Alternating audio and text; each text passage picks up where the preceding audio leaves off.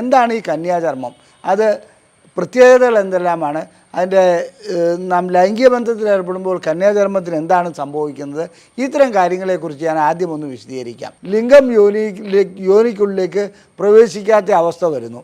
അങ്ങനെ യോനിക്കുള്ളിലേക്ക് പ്രവേശിക്കാത്ത അവസ്ഥ വരുമ്പോൾ അവർ കുറച്ചുകൂടി നിരാശരാകുകയും ദമ്പതികൾ തമ്മിൽ കലഹത്തിലേക്ക് പോവുകയും ചെയ്യുന്ന ഒരവസ്ഥ കാണാറുണ്ട്. ഈ ഹൈമനക്ടമി ചെയ്തു കഴിഞ്ഞാൽ ഉണ്ടാകുന്ന ഏറ്റവും വലിയ പ്രശ്നം എന്താണെന്ന് വെച്ചാൽ ഭർത്താവിന് ഉള്ള ലൈംഗിക ശേഷി കൂടി നഷ്ടപ്പെടുന്ന ഒരു അവസ്ഥയിലേക്ക് പോകും. ഞാൻ ഡോക്ടർ അജയൻ വർഗീസ്, കോഴിക്കോട് ജില്ലയിൽ കുന്നമംഗലം പന്തീർപ്പാടത്തുള്ള institute of sexual and reproductive medicine എന്ന സ്ഥാപനത്തിൻ്റെ ഡയറക്ടറാണ്. International association of sexual medicine practitioners modern medicine എന്ന അസോസിയേഷൻ്റെ അഖിലേന്ത്യാ ചെയർമാനുമാണ്. ഞാനിന്ന് നിങ്ങളോട് വിശദീകരിക്കാൻ പോകുന്നത് ഹൈമനക്ടമി അഥവാ കന്യാചർമ്മം മുറിച്ചു നീക്കേണ്ട അവസ്ഥകളെക്കുറിച്ചും അത് എന്തിനാണ് ചെയ്യുന്നതെന്നും അതുകൊണ്ട് എന്തെല്ലാം ഗുണങ്ങൾ ലഭിക്കുന്നു എന്നുള്ളതിനെക്കുറിച്ചുമാണ്. അതിനു മുമ്പ് തന്നെ നമുക്ക് എന്താണ് ഈ കന്യാചർമ്മം, അത് പ്രത്യേകതകൾ എന്തെല്ലാമാണ്, അതിൻ്റെ നാം ലൈംഗിക ബന്ധത്തിൽ ഏർപ്പെടുമ്പോൾ കന്യാചർമ്മത്തിന് എന്താണ് സംഭവിക്കുന്നത്, ഇത്തരം കാര്യങ്ങളെക്കുറിച്ച് ഞാൻ ആദ്യം ഒന്ന് വിശദീകരിക്കാം. കന്യാചർമ്മം എന്ന് പറയുന്ന ഒരു പാട മാത്രമാണ്. അതായത് യോനിക്കുള്ളിലേക്ക് ലിംഗം പ്രവേശിക്കുന്നതിന് തടസ്സം നിൽക്കുന്ന ഒന്നല്ല. കന്യാചർമ്മം 4 തരത്തിലുണ്ട്. ഒന്ന്, അതിന് ദ്വാരമില്ലാത്തത്. അത്തരം കന്യാചർമ്മങ്ങൾ അപകടം പിടിച്ച ഒന്നാണ്. അതിന് ഹൈമനക്ടമി ചെയ്യുക തന്നെ വേണം. 2, ചെറിയ ദ്വാരമുള്ളത്.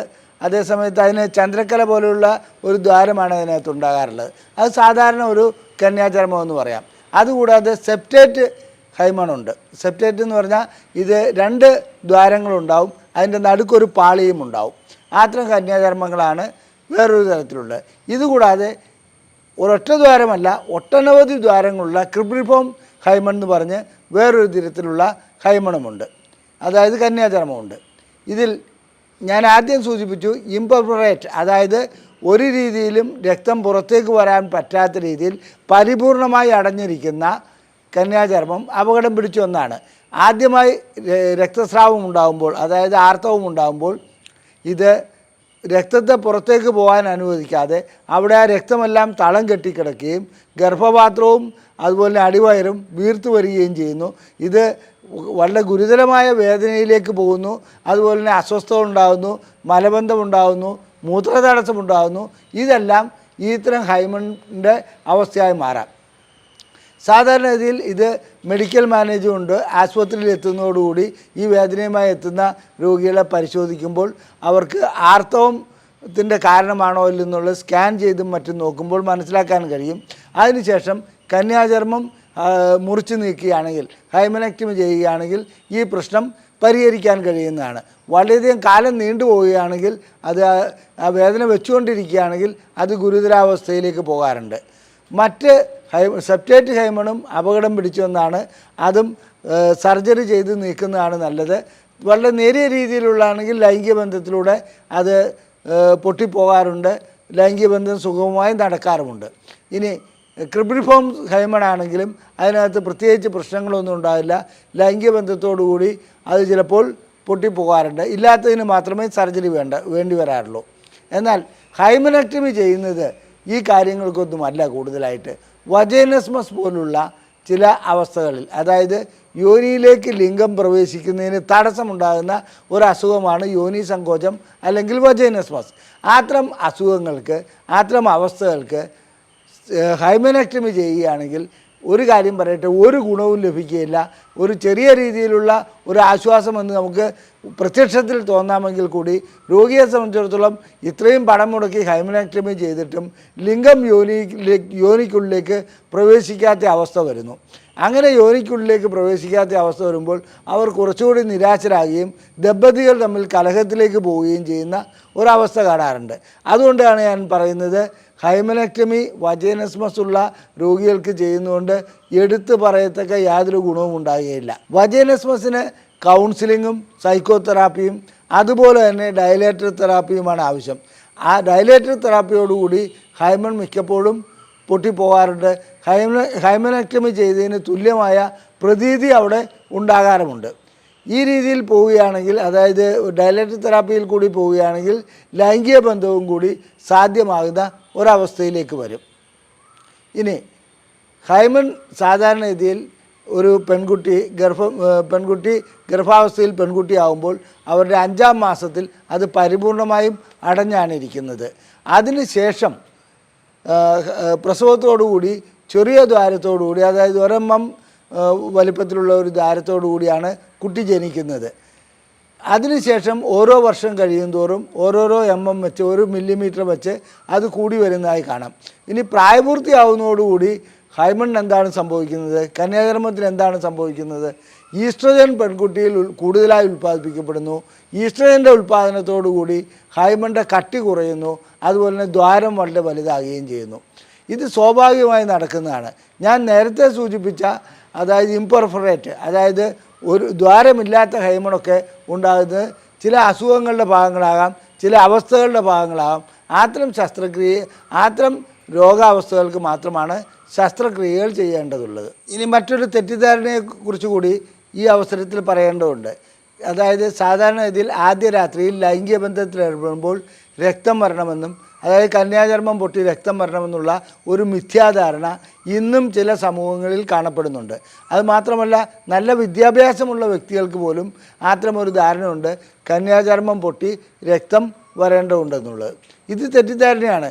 ചില സ്ത്രീകളിൽ കന്യാചർമ്മം പൊട്ടി രക്തം വന്നെന്ന് വരാം. എന്നാൽ എല്ലാ സ്ത്രീകളിലും കന്യാചർമ്മം പൊട്ടി രക്തം വരേണ്ട ഒരു ആവശ്യമില്ല, അങ്ങനെ ഉണ്ടാകുകയുമില്ല. കാരണം ചില കന്യാചർമ്മങ്ങൾ ലിംഗം യോനിക്കുള്ളിലേക്ക് കടക്കുമ്പോൾ അതിൻ്റെ ഇലാസ്റ്റികത കൊണ്ട് അത് ലിംഗത്തെ പ്രവേശിപ്പിക്കുവാൻ ഒരു തടസ്സവുമില്ലാതെ മുന്നോട്ട് കൊണ്ടുപോകാറുണ്ട്. മാത്രമല്ല, ചില സ്ത്രീകളുടെ കന്യാചർമ്മം വളരെ വളരെ ചെറുതുമായിരിക്കും. കാരണം അത്രയ്ക്കും വലിയ ദ്വാരം അതിനകത്ത് വന്നിട്ടുണ്ടാകാം. ഇനി മറ്റൊരു അവസ്ഥ കൂടി പറയാം. ഫിസിക്കൽ എക്സസൈസ് കൂടുതലായി ചെയ്യുന്ന സ്ത്രീകൾ, സ്വയംഭോഗം ചെയ്യുന്ന സ്ത്രീകൾ, ഇവരുടെയൊക്കെ കന്യാചർമ്മം മിക്കപ്പോഴും അവിടെ കണ്ടുകൊള്ളണമെന്നേ ഇല്ല, അത് നഷ്ടപ്പെട്ടിട്ടുണ്ടാകാം. ഈ കാര്യങ്ങളാണ് നാം ആദ്യം മനസ്സിലാക്കേണ്ടത്. ചിലർ ഇതിൻ്റെ, അതായത് നമ്മുടെ വിർജിനിറ്റിയുടെ ഒരു ലക്ഷണമായി കന്യാചർമ്മത്തെ കാണുന്നവരുണ്ട്. ഇതും ഒരു അബദ്ധം തന്നെയാണ്. ഇതിനു വേണ്ടിയിട്ട് ഹൈമനക്ടമി, ഞാൻ നേരത്തെ സൂചിപ്പിച്ച ശസ്ത്രക്രിയയ്ക്ക് എതിർ ദിശയിലുള്ള ഒരു ശസ്ത്രക്രിയയുണ്ട്, ഹൈമനോപ്ലാസ്റ്റി എന്ന് പറഞ്ഞത്. അത് കേരളത്തിലെ പ്രശസ്തമായ ഒരു കേസ് വഴിക്ക് നിങ്ങൾക്ക് എല്ലാവർക്കും ബോധ്യമുള്ളതായിരിക്കാം. കന്യാചർമ്മം നഷ്ടപ്പെട്ട സ്ത്രീകൾ കൃത്രിമമായി കന്യാചർമ്മം തുന്നിച്ചേർക്കുന്ന, അതായത് അവിടെ ഒരു കന്യാചർമ്മം ഉണ്ടാക്കി വയ്ക്കുന്ന ഒരവസ്ഥ വരാറുണ്ട്. ഇത് മെഡിക്കൽ പരിശോധനകളിലോടുകൂടി ഹൈമനോപ്ലാസ്റ്റി ചെയ്തതാണോ എന്നുള്ളത് മനസ്സിലാക്കുവാൻ വളരെ ലളിതമായി കഴിയും.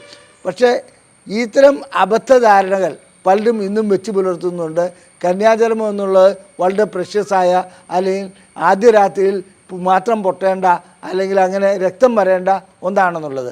ഇത്തരം കാര്യങ്ങൾ നിലനിൽക്കുന്നതോടുകൂടി ലൈംഗിക ബന്ധത്തിൽ ഏർപ്പെടാൻ വരുന്ന പുരുഷനും സ്ത്രീയും ഇതുവഴി ഇങ്ങനെ സമീപിക്കുകയാണെങ്കിൽ കുടുംബകലഹം ഉണ്ടാകുമെന്നുള്ളതല്ലാതെ മറ്റൊന്നും നടക്കുകയില്ല. കുടുംബകലഹത്തിന് ഈ കന്യാചർമ്മ തിയറി വളരെയധികം കാരണമായി മാറാറുമുണ്ട്. നമുക്ക് ഹൈമനക്ടമി എന്ന ശസ്ത്രക്രിയയിലേക്ക് വരാം. ഞാൻ സൂചിപ്പിച്ചുവല്ലോ, ഇത് ആവശ്യത്തിനും അനാവശ്യത്തിനും ഇന്ന് ചെയ്യപ്പെടുന്ന ഒരു ശസ്ത്രക്രിയയാണിത്. അതായത് ഞാൻ അനാവശ്യത്തിനെന്നുള്ള ഉദ്ദേശിച്ചത് എന്തെങ്കിലും ഒരു ചികിത്സ നൽകണ്ടേ എന്നുള്ള ഒരു ധാരണ കൊണ്ട് ഹൈമനക്ടമി ചെയ്യുകയും വജൈനസ്മസ്, അതായത് യോനി സങ്കോചം പോലുള്ള അവസ്ഥകൾക്ക് ഒരു പരിഹാര മാർഗമായേക്കാം എന്നുള്ള ധാരണയിൽ ഹൈമനക്ടമി ചെയ്യുന്നതായി കാണാം. സത്യം പറയട്ടെ, പ്രയോജനം ലഭിക്കുകയില്ല. ഡയലേറ്റർ തെറാപ്പി മാത്രമാണ് ഹൈമനക്ടമി അല്ല, ഡയലേറ്റർ തെറാപ്പിയാണ് വജൈനസ്മസ് അഥവാ യോനി സങ്കോചം പോലെയുള്ള രോഗങ്ങൾക്ക്, അതായത് അവസ്ഥകൾക്ക് അത്യുത്തമം. അതിന് ഞാൻ നേരത്തെ സൂചിപ്പിച്ചു, സൈക്കോതെറാപ്പി വേണം, കൗൺസിലിംഗ് വേണം, അതുപോലെ തന്നെ പാർട്ട്ണറുടെ സഹകരണവും ആവശ്യമാണ്. ഈ ഹൈമനക്ടമി ചെയ്തു കഴിഞ്ഞാൽ ഉണ്ടാകുന്ന ഏറ്റവും വലിയ പ്രശ്നം എന്താണെന്ന് വെച്ചാൽ, ഭർത്താവിന് ഉള്ള ലൈംഗിക ശേഷി കൂടി നഷ്ടപ്പെടുന്ന ഒരു അവസ്ഥയിലേക്ക് പോകും. ഇത്രയുമായിട്ടും തനിക്ക് കഴിയുന്നില്ലെങ്കിൽ തൻ്റെ എന്തോ തകരാറാണെന്നുള്ള ഒരു ധാരണയിലേക്ക് ഭർത്താവ് എത്തിപ്പെടുകയും ഉള്ള ലൈംഗിക ശേഷി കൂടി അദ്ദേഹത്തിൻ്റേത് നഷ്ടപ്പെടുന്നതായി കാണാം. ഹൈമനക്ടമി വജൈനസ്മസിന് ഒരു പരിഹാരമേ അല്ല, അതിനുള്ള ചികിത്സ മറ്റൊന്നാണ്. ഡയലേറ്റർ തെറാപ്പിയാണ് ഏറ്റവും അത്യുത്തമം. അല്ലെങ്കിൽ മറ്റ് മാർഗങ്ങളിലേക്ക് പോവുകയാണ് നല്ലത്. ശസ്ത്രക്രിയയിലൂടെ ഒരു വജൈനസ്മസും ഇന്ന് വരെ ചികിത്സിച്ച് മാറ്റിയതായി രേഖകളില്ല. അങ്ങനെയൊന്നും സാധ്യമല്ല എന്നുള്ളതാണ് എൻ്റെ അനുഭവത്തിൻ്റെ വെളിച്ചത്തിൽ എനിക്കും പറയുവാനുള്ളത്. ലൈംഗിക ചികിത്സയെക്കുറിച്ച്, ലൈംഗിക പ്രശ്നങ്ങളെക്കുറിച്ച് നിങ്ങൾക്ക് എന്തെങ്കിലും അറിയണമെന്നുണ്ടെങ്കിൽ ഞങ്ങളുടെ ബുക്ക്ലെറ്റുകൾ സൗജന്യമായി നിങ്ങൾക്ക് അയച്ചു തരുന്നതാണ്. ഇവിടെ തന്നിരിക്കുന്ന നമ്പറിൽ ISRM എന്ന് ടൈപ്പ് ചെയ്യുക. നിങ്ങൾക്ക് വേണ്ട ബുക്ക്ലെറ്റുകൾ ഞങ്ങൾ ഇവിടെ നിന്നും വാട്സപ്പ് വഴിക്ക് സൗജന്യമായി PDF ഫോർമാറ്റിൽ അയച്ചു നൽകുന്നതാണ്. ഈ വീഡിയോ നിങ്ങൾക്ക് ഇഷ്ടപ്പെട്ടുവെങ്കിൽ നിങ്ങളുടെ സുഹൃത്തുക്കൾക്ക് ഇത് ഷെയർ ചെയ്യുക. നിങ്ങളുടെ അഭിപ്രായങ്ങൾ കമൻറ്റ് ബോക്സിൽ രേഖപ്പെടുത്തുക. ദയവായി ഈ വീഡിയോ ലൈക്ക് ചെയ്യുക. നിങ്ങൾക്ക് ലൈംഗികമായ പ്രശ്നങ്ങൾക്ക് ചികിത്സയാണ് ആവശ്യമെന്നുണ്ടെങ്കിൽ ഈ നമ്പറിൽ വിളിച്ച് ബുക്ക് ചെയ്യാവുന്നതാണ്. നന്ദി, നമസ്കാരം.